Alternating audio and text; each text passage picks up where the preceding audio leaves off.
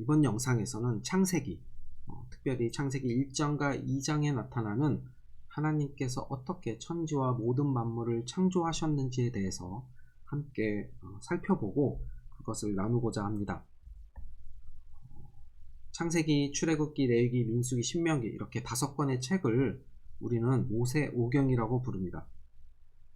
왜 모세오경이냐면 모세가 이것을 기록하고 모세가 저자이기 때문이에요. 그리고 이 모세오경은 구약에서 율법서 부분에 해당을 합니다.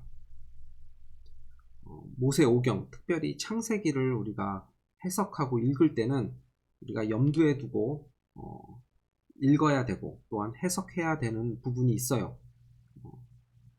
창세기의 앞부분, 특별히 그 1장부터 11장까지 나타나는 지구 초기의 역사인 부분에 나타나는 사건들은 대부분이 문자가 개발되기 전에, 그리고 문서, 그러니까 문자를 기록하는 것들이 개발되기 전에, 발견되기 전에 일어났던 사건들입니다. 그렇기 때문에 이 대부분의 사건들은 입에서 입으로 역사가 전달이 되었을 거예요. 그리고 어느 시점에 이르러서 문자라는 것이 개발이 되고 또한 문자들을 기록할 수 있는 방법들이 생겼을 때 돌판이나 점토판, 양피지, 파피루스 같은 곳에 기록을 했을 것입니다. 그렇지만 이것이 흩어져서 기록이 됐을 것이고 하나의 것으로 기록되지는 못했을 거예요. 모세가 이것을 이렇게 말에서 말로 전달되었던 그러한 내용들, 그러한 사건들과 그런 역사들과 또한 돌판이나 점토판이나 양피지 같은 곳에 기록되어 있는 그러한 사건들을 함께 모으고 결합하고 그것을 그 당시 모세 당시의 기록 표준 형식을 빌려서 그것을 편집하고 기록을 했을 것입니다. 모세가 이렇게 기록했다는 이러한 방법과 이러한 흐름에 따라서 기록했다는 것을 우리가 염두에 두고 우리가 창세기를 해석을 해야 되는 거예요. 창세기 1장부터 11장까지는 원시 역사를 기록하고 있습니다. 지구 초기 역사의 기원을 우리에게 말해주고 있죠. 그리고 창세기 12장부터 50장까지는 족장시대의 서사, 즉 아브라함, 이삭, 야곱, 요셉 등 그 당시 족장들의 이야기를 우리에게 들려주고 있습니다. 창세기의 구조, 스트럭처를 한번 살펴보면요. 맨 처음 창세기 1장 1절부터 2장 3절까지는 도입부에 해당이 돼요. 도입부. 하나님께서 천지와 만물을 창조하신 내용이죠. 이것은 창세기에서도 도입부 역할을 하지만 전체 성경 안에서도 도입부 역할을 합니다. 그리고 창세기는 독특하게 10개의 계보, 10개의 족보를 중심으로 구조를 형성하고 있어요. 파워포인트에서 보시는 것처럼 하늘과 땅, 아담, 노아, 셈과 함과 야벳, 셈, 데라, 이스마엘, 이삭, 에서, 야곱 등 그들의 계보가 나타납니다. 누가 누구를 낳고 누가 누구를 낳고 이렇게 계보를 중심으로 구조를 이루고 있어요. 그리고 계보와 계보 사이, 그 사이사이마다 중요한 역사적 사건을 우리에게 소개해 줍니다. 그렇다면 왜 창세기는 이러한 계보 형태를 구조로 가지면서 기록이 되었을까 하는 것은 모세는 이것을 보여주려고 한 거예요. 조상으로부터 후손으로 시간의 흐름에 따라서 이 이야기가 기록되고 전개되고 있음을 보여줍니다. 또한 그 계보 가운데, 그 역사적 흐름 가운데 특별하게 하나님께서 선택하셔서 인류를 구원하시기 위한 그 하나님의 언약을 준 계보가 있다는 거예요. 우리가 너무나도 잘 아는 아브라함이죠. 아브라함. 그래서 최초의 인간 아담으로부터 시간의 흐름에 따라 아브라함까지 옵니다. 그리고 하나님께서 선택하신 아브라함을 통해서 다시 하나님의 백성들의 계보로 이동을 하는 거예요. 그래서 이 창세기는 10개의 계보를 가지고 있는 구조로 형성이 되었고, 그 이유는 하나님께서 선택하신 민족, 하나님께서 선택하신 계보가 있다는 것을 강조하기 위해서 이러한 구조로 창세기는 기록되었다라고 아시면 되겠습니다. 그러면 우리가 창세기 이제 1장과 2장 3절까지 그 앞부분이죠. 그 하나님께서 어떻게 이 세상을, 이 만물을 창조하셨는지를 살펴보려고 해요. 우리가 흔히 모세의 기록을 보면 첫째 날, 둘째 날, 셋째 날, 넷째 날, 다섯째 날, 그리고 여섯째 날 하나님께서 창조하셨다고 기록이 되어 있습니다. 그래서 하루 24시간의 개념으로 이 창조를 해석하는 경우가 많은 것 같아요. 그런데 우리가 조심해서 살펴보아야 할 부분은 바로 이 24시간 하루의 개념입니다. 하루라는 개념을 우리가 이해를 하려면 오늘날에는 지구가 자전, 그러니까 지구가 한 바퀴를 돌면 그것을 24시간 하루라고 이야기를 하죠. 모세 당시에 고대 사람들은 하루를 이렇게 이해를 했을 것입니다. 해가 떠서 해가 진 후에 해가 다시 뜨기 전까지 그 시간을 하루라고 이야기를 했을 거예요. 그러면 이 하루라는 개념을 이해하기 위해서는 반드시 필요한 요소들이 있습니다. 그것이 바로 해, 그리고 지구, 달, 그리고 별들일 거예요. 왜냐면 행성의 움직임에 따라서 하루라는 개념이 생겼을 것이기 때문입니다. 그런데 우리가 창세기 1장을 읽다 보면 해와 달과 별들은 넷째 날에 창조되었음을 알 수가 있습니다. 그렇다면 첫째 날부터 셋째 날까지는 해와 달과 별들이 없었던 거예요. 그렇다면 첫째 날부터 셋째 날까지를 그 하루의 개념, 24시간의 개념으로 이해를 한다면 거기에는 해석에 무리가 따릅니다. 그렇기 때문에 우리는 하나님의 창조의 내용, 이것을 어떻게 이해를 하면 좋으냐, 이렇게 하루 이틀 3일 4일 이렇게 시간의 흐름이 아닌 바로 형성과 체험이라고 이해를 하시면 됩니다. 모세는 그 당시 이 글을 썼을 때 이 글을 읽는 독자들에게 하나님께서 창조주이심을 알게 하기 위해서, 또한 그것을 이해하도록 이 글을 그 당시 표준 형식에 맞게 기록을 했을 거예요. 그 기록 방식이 바로 이렇게 형성과 체험입니다. 첫 번째 날부터 셋째 날까지는 무형, 그러니까 형태가 없는 것에서 형태가 있는 것으로 폼을 하나님께서 만드신 거예요. 첫째 날 낮과 밤을 만드십니다. 그리고 둘째 날 하늘과 바다를 만드시죠. 그리고 셋째 날 땅과 식물을 만드세요. 이렇게 아무것도 형태가 없던 것에서 형태를 만든 것, 이것이 바로 첫째 날부터 셋째 날까지 하나님께서 창조하신 것입니다. 그리고 넷째 날부터 여섯째 날까지는 첫째 날부터 셋째 날까지 만드신 이 하나님께서 만드신 이 형태 안에 그것을 채우는 창조를 하십니다. 폼을 만드시고 그 안을 fill 하시는 거죠. 그래서 넷째 날은 첫째 날에 만들어진 낮과 밤을 채우려고 해와 달과 별들을 만드십니다. 다섯째 날은 둘째 날에 만들어진 하늘과 바다를 채우기 위해서 새와 물고기가 창조되죠. 그리고 셋째 날에 땅과 식물을 채우기 위해서 여섯째 날은 동물과 인간을 창조하시는 겁니다. 그러니까 첫째 날부터 셋째 날은 우주의 형성에 대해서 이야기를 하고 있고요. 넷째 날부터 여섯째 날은 그 형성된 우주를 채우는 이야기로 전개가 된다는 것입니다. 그러니까 창조의 이 순서는 문자 그대로 첫째 날, 둘째 날, 셋째 날, 넷째 날, 다섯째 날, 여섯째 날이 24시간 그 개념으로 이것을 해석하면 무리가 따르고 우리는 이 창조의 내용이 하나님께서 우주를 형성하고 그 우주를 채우시는, 만물을 채우시는 그 방식으로 모세가 기록해 놓았다라고 이해를 하시면 돼요.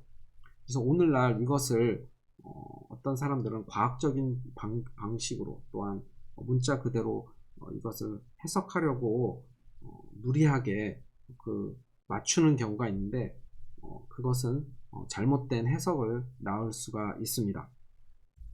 그리고 일곱째 날 하나님께서는 그날을 거룩한 날로 선포하시고 안식하셨어요. 우리가 7이라는 숫자를 알다시피 7은 완성수죠. 완전한 수입니다.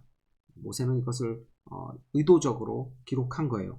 하나님께서 6일 동안 창조를 하시고 일곱째 날 안식하심으로 모든 것을 완벽하게, 그리고 하나님의 창조는 너무나도 완벽한, 그리고 너무나도 보기 좋은 완벽한 창조였다. 그리고 하나님은 그러한 창조주셨다는 것을 보여주는 거예요.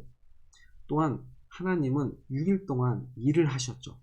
창조를 하셨습니다. 그리고 7일 일곱째 날 안식을 하셨어요. 하나님은 일과 휴식을 설계를 하신 분인 거예요. 창세기 2장 15절에 보면 그 사람을 이끌어 경작하며 지키게 하시고, 이렇게 하나님은 우리에게도, 인간에게, 하나님이 창조하신 인간에게도 일을 할 것을 말씀하십니다. 몇몇 사람들은 만약에 나중에 예수 그리스도가 다시 오셔서 우리가 다시 하나님 나라에 들어가면 우리가 일을 안 하고 호의호식 먹고 즐기고 놀고 이런 생각을 하는 것 같아요. 그런데 이것은 잘못된 생각입니다. 하나님의 나라는 그런 곳이 아니에요. 우리는 하나님 나라에 가서도 일을 할 것입니다. 그런데 이 일은 굉장히 거룩하고 또한 유익하고 하나님께 영광을 돌리는 일이에요. 오늘날처럼 우리가 먹고 살기 위해서 또한 우리의 욕심 때문에 일을 하는 것이 아니라 그 일은 거룩한 일이 되고 또한 휴식도 거룩한 휴식이 될 것입니다. 하나님은 이렇게 휴식을 계획하셨는데 이 휴식은 우리의 유익을 위해서 계획해 놓으신 시간이라는 거죠. 그러니까 일과 휴식은 하나님께서 설계하신 것입니다. 우리가 이렇게 창조에 대해서 살펴보았는데요. 첫째 날부터 일곱째 날까지 하나님께서 만드신 이 창조는 너무나도 완벽하고 너무나도 보기 좋은 것이었습니다. 그렇다면 우리가 창세기 1장을 살펴보았는데 창세기 2장에도 하나님께서 창조하시는, 하나님께서 만드시는 이야기가 전개가 돼요. 그런데 1장과 2장을 우리가 함께 비교해 가면서 보면 참 재밌는 사실들을 알게 됩니다. 모세는 이렇게 의도적으로 창세기 1장과 2장을 비교하면서 우리에게 들려준 이야기를 들려주고 있습니다. 우리가 이 영상을 잠깐 멈추고 함께 1장과 2장을 조심스럽게 읽어본 후에 함께 이렇게 순서대로 이것을 들었으면 좋겠어요. 1장은 앞에서 이야기를 나눴지만 하나님께서 어떻게 천지를 7일 동안 창조를 하셨는지에 대해서 이야기해 주고 있습니다. 그렇다면 2장에는 이 6일날, 넷째 날, 인간이 창조된 날에 이렇게 줌인해 가는 거예요. 초점을 맞춰서 그 날을 특별하게 더 설명을 해주고 있습니다. 그러니까 1장은 우주적 관점이에요. 그러니까 어떻게 이렇게 우주가 형성이 되고 그 우주가 채워졌는지.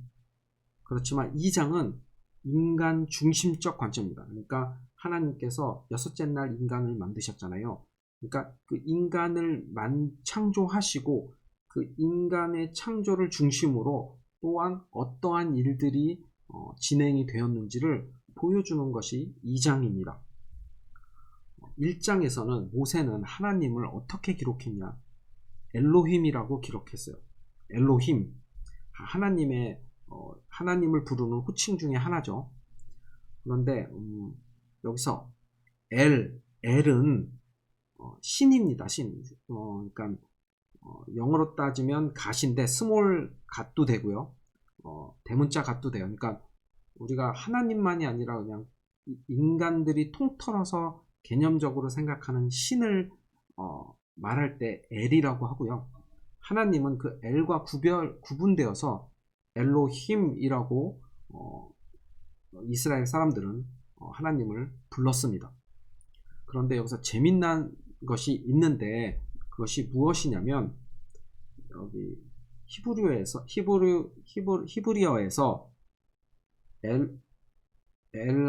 엘 뒤에 나온 힘은 복수를 가리킬 때, 그러니까 복수형 명사가 될 때 힘이 붙어요. 그러니까 엘로힘은 엄연히 그냥 문자 그대로 해석을 한다면 신들입니다. 신들. 그런데 복수 형태를 띠고 있지만 이것은 또한 단수 형식으로 쓰였어요. 그러니까 하나님이 맞아요. 하나님으로 쓰인 거예요. 그렇다면 왜 이스라엘 사람들은 하나님을 엘로힘이라고 복수 형태를 가진 단수 명사를 사용했을까? 이 부분이 너무나도 궁금하잖아요. 1장에 보면 하나님께서 인간을 창조하실 때 이렇게 말씀하십니다. 내 형상을 따라서 인간을 짓자라고 이렇게 말하는 게 아니고 우리의 형상을 따라서 인간을 짓자 이렇게 말씀을 하시는 거예요. 인간을 만들자. 여기서 우리가 또 등장을 합니다.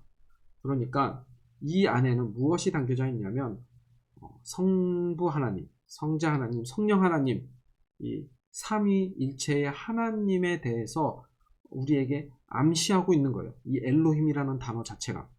그리고 인간을 만들 때도 우리 형상대로 그러니까 성부 하나님, 성자 하나님, 성령 하나님의 형상을 따라서 인간은 창조가 되었습니다. 이렇게 창세기 1장에는 하나님에 대해서 호칭을 할 때 엘로힘 이렇게 삼위일체의 뜻을 지닌 단어로 하나님을 소개하고 있고요. 2장에서는 우리가 잘 아는 야훼라는 또 다른 하나님의 이름이죠. 야훼라는 이름으로 하나님을 소개합니다. 여기서 야훼는 하나님께서 모세를 만나서 주신 이름이에요. 모세가 이집트에 가서 내가 하나님을 만났다. 근데 하나님의 이름이 무엇이냐? 너의 하나님은 누구냐라고 물어보면 누구라고 말을 해야 합니까? 라고 했을 때 하나님께서 주신 이름이 야훼예요. 그러니까 즉 이 야훼 안에는 이스라엘의 하나님이라는 뜻이 포함이 되어 있어요. 그러니까 모세는 의도적으로 지금 2장에서 인간 중심 관점에서 인간을 하나님께서 창조하시고 그 후에 인간을 통해서 또한 어떠한 일이 일어나는지를 보여주실 때 그 하나님을 소개하면서 이스라엘 하나님이라는 이름을 불렀다는 겁니다. 그러니까 여기서 모세는 의도적으로 하나님께서 이렇게 그러니까 하나님의 그런 선택된 백성에게 하나님이 구원을 베푸시는 구원의 하나님, 이스라엘의 하나님으로 우리에게 소개를 해주고 있는 것입니다. 또한 1장에서 보면 마지막 날 인간이 창조가 되죠. 마지막 날. 하지만 2장에서는 인간이 창조가 된 후에 그 후에 하나님께서 인간이 살 수 있도록 그곳에 채소와 과일을 만들어 주시는 그러한 내용이 나옵니다. 그리고 1장은 점진적 고조 스타일의 산문체를 써요. 그러니까 이 얘기는 무엇이냐면 하나님께서 창조를 하시는데 첫째 날, 둘째 날, 셋째 날, 넷째 날, 다섯째 날, 여섯째 날 이렇게 점점 고조가 되는 스타일의 산문체를 썼다는 거예요. 형식에.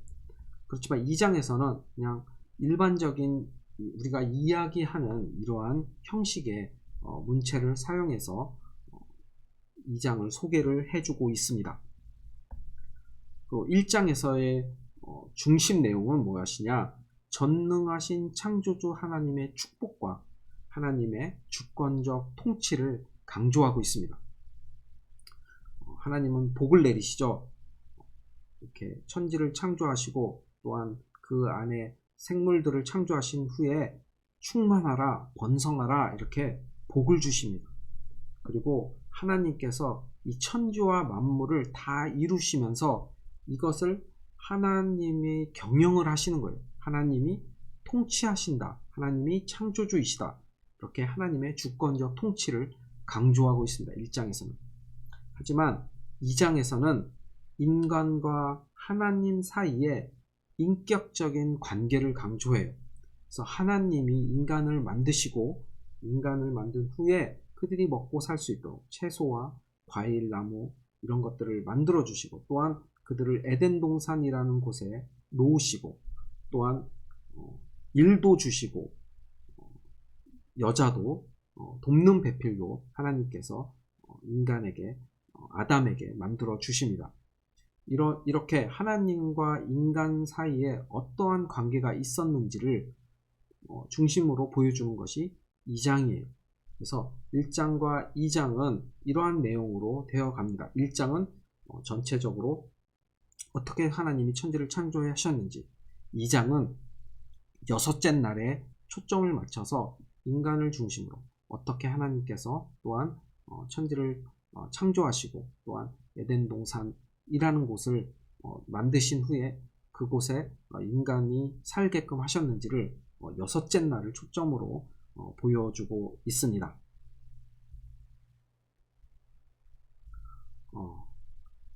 다음 영상에서는 우리가 하나님께서 어떤 창조 명령을 주셨는지 또한 인류의 타락에 대해서 더 살펴보고자 합니다.